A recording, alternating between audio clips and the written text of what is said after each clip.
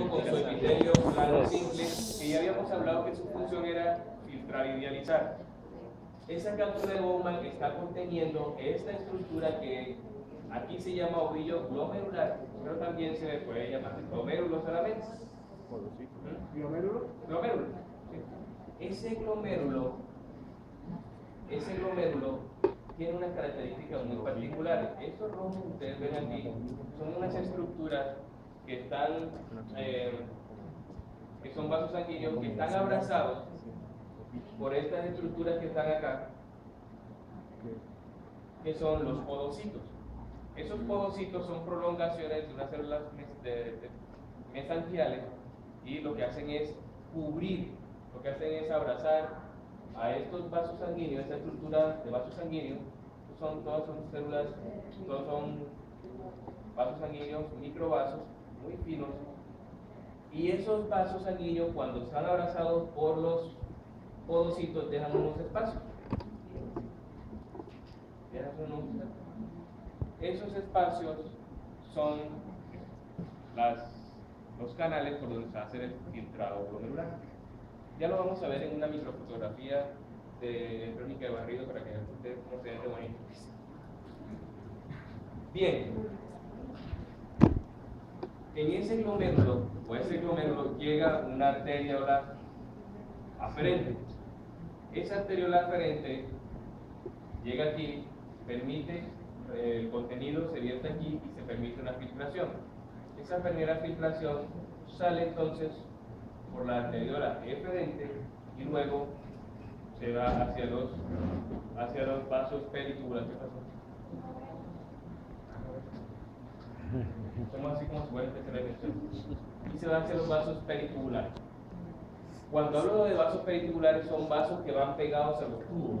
Realmente, como no tenemos una estructura en 3D, así como en el Cyber Anatomy, sino en 2D, entonces vemos un solo plano. Bien, este es el túbulo distal y esto que ustedes ven aquí es el sistema o el aparato juxtaglomerular. Y está asociado a túbulos distales, es decir, aquí hay también un intercambio, sobre todo de material de desecho. Entonces, cuando se activa el sistema renina-angiotensina, la renina más la angiotensina produce angiotensina 1, que más angiotensina 2, por un factor de conversión, más aldosterona produce las ganas de ir a hacer la chichi. O sea, todo eso sucede cuando ustedes están haciendo esto. Y está involucrado el sistema juxtaglomerular. Es decir, cuando ustedes vayan al baño, ahora que van a ser médicos, pueden decir: voy a activar mi sistema juxtaglomerular, ya ven. Entonces, wow, ¿cómo le enseñan en la clase? Bien, claro, allí, chicos. Ahora vamos a decir allá, vamos a activar el sistema juxtaglomerular. Si viéramos entonces esto en una microfotografía, en un corte, podríamos observar entonces el podocito. Esos son los capilares, ¿no? Y esos capilares tienen, ¿esto qué sería entonces? No, la célula. Endotelio. El endotelio. Eso es una célula endotelial. Y aquí están las células mesangiales que realmente están permitiendo su prolongación para que sea una. ¿Son como células de sostén? Son las que van después a abrazar, hemos dicho, los capilares para producir todo ese sistema. Y esos capilares tienen unos canales en donde los podocitos, muchos de los podocitos meten sus ramificaciones llamadas pedicelos o pericelos no porque estuviera hablando como bayuno, pedicelo, ¿ven? Entonces, sí, digamos pedicelo. Están los pedicelos, no falta el que diga ahora pedicelo. Están los pedicelos que ayudan también a todo ese proceso de filtración. Esos canales, por esos canales van a entrar, aquí está la lámina basal, aquí está la célula endotelial, y esa es lo que va a permitir entonces la activación del transporte. sea, por ahí se permite el transporte, el filtrado. Bien, siguiente. Ahora, eso permite que la función de la nefrona entonces sea bastante amplia. Uno de ellos es que lleva la sangre al glomérulo vía arteria aferente, produce una primera filtración y luego lleva esa sangre hacia los periculares, hacia los vasos periculares o capilares periculares. Esa situación o esta dinámica que empieza aquí, después pasa por acá, permite también a su vez limpiar el plasma sanguíneo de sustancias indeseadas, es decir, urea, creatinina. Muchas veces nosotros, sodio y otros iones, ¿no? Muchas veces nosotros pensamos que la urea es lo único más malo del mundo que hay para el riñón. No es solo la urea, es la creatinina. La creatinina es recontrahipermegatóxica. Es perversa. Cuando se con los desechos, Y muchas veces se concentra y solo cristales de azúcar. no le prestamos de mucha atención a ello. Bien, además de eso, retienen la sangre sustancias que después se retienen. Bueno, esto hace que esta es la función que se ejerce desde el punto desde el glomérulo. Siguiente, por favor. ¿Cierto? Ahora, hay varias formas de filtrado. Una es mediante la filtración del plasma. Yo les había dicho a ustedes que el plasma tiene una característica muy similar al plasma sanguíneo, solo que aquí pues las concentraciones proteicas son menores. Realmente el sistema nefrítico está filtrando aproximadamente 125 mililitros de sangre de filtrado por minuto, de fluido por minuto. Las sustancias que son indeseables son resorbidas y pasan a la orina. Las que no se resorben selectivamente, medio filtradas, no se resolvían, filtradas y pasan a la orina. Las otras se resorben selectivamente para ser utilizadas. Eso no significa que, por ejemplo, en un principio se pueda estar resolviendo urea o ácido úrico, y ese ácido úrico después es desdoblado a urea. Ureasa, por medio de la ureasa, entonces sale una sal y esa sal es la que es expulsada. Algunas sustancias, dentro del filtrado, algunas sustancias se depuran por procesos de secreción. Esos procesos de secreción se pueden dar de varias vías. En los túbulos se da un proceso activo, un proceso pasivo. El proceso activo es cuando, por ejemplo, se está haciendo o absorción o resorción de algunos iones, llámese uno, por ejemplo, sodio. Hay resorción de sodio.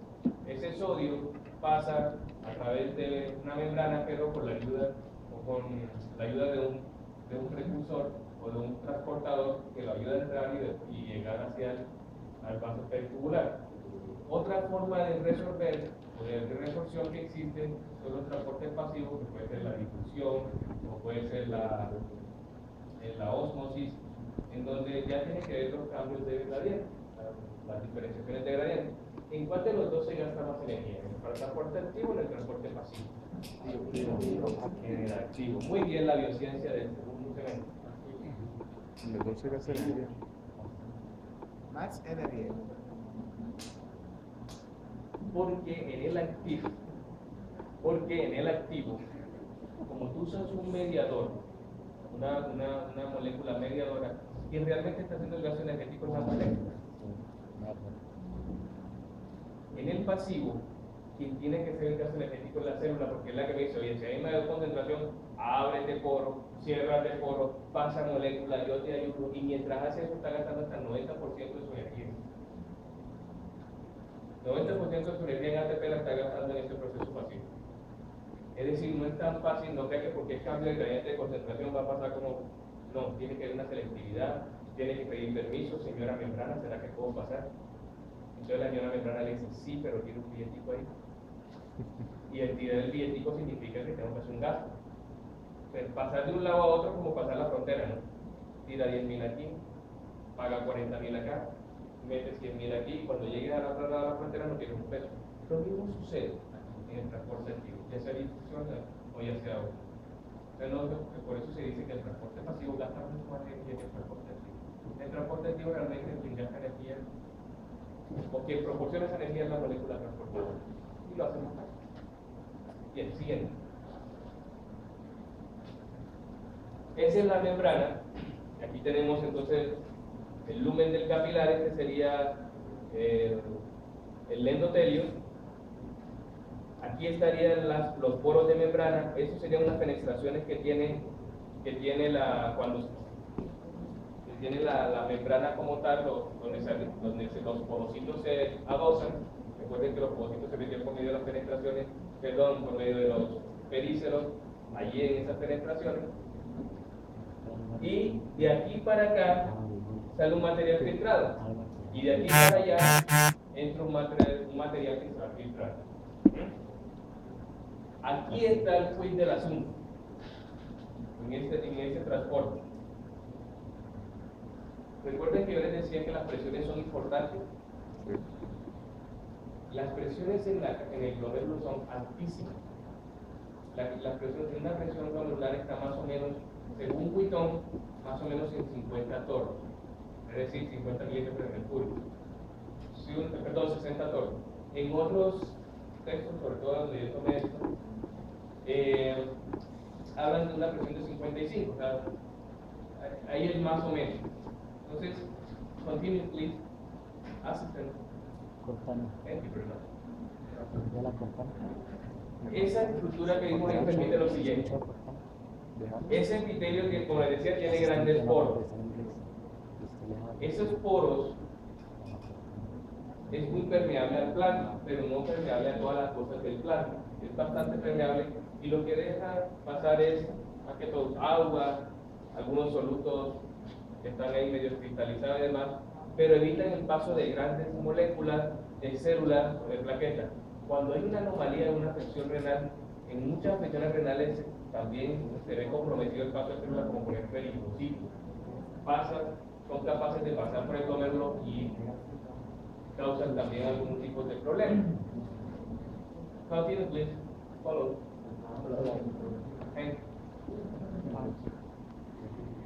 Esa es la microfotografía que les decía de barriga. Esta fue tomada en los microscopios que ustedes tienen en histología. Sí, porque como ustedes cuando salieron de aquí en segundo semestre decían que la universidad tenía microscopios electrónicos. Entonces, así me dijeron a mí. Ustedes decían que la universidad tenía microscopios electrónicos, no eléctricos. Microscopio electrónico, ¿qué sería eso? Los tubos. Pedicelo. Tampoco de los pedicelos. Esos serían los podocitos. Podos. Serían los podocitos. ¿Qué sería esto? Pedicelo. ¿Qué sería esto? Una estructura micro. Capilares glomerulares.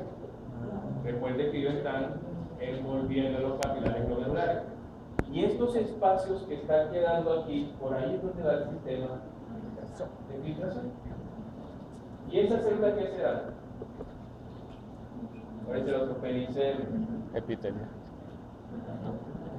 Epitelio. Las células mesangiales.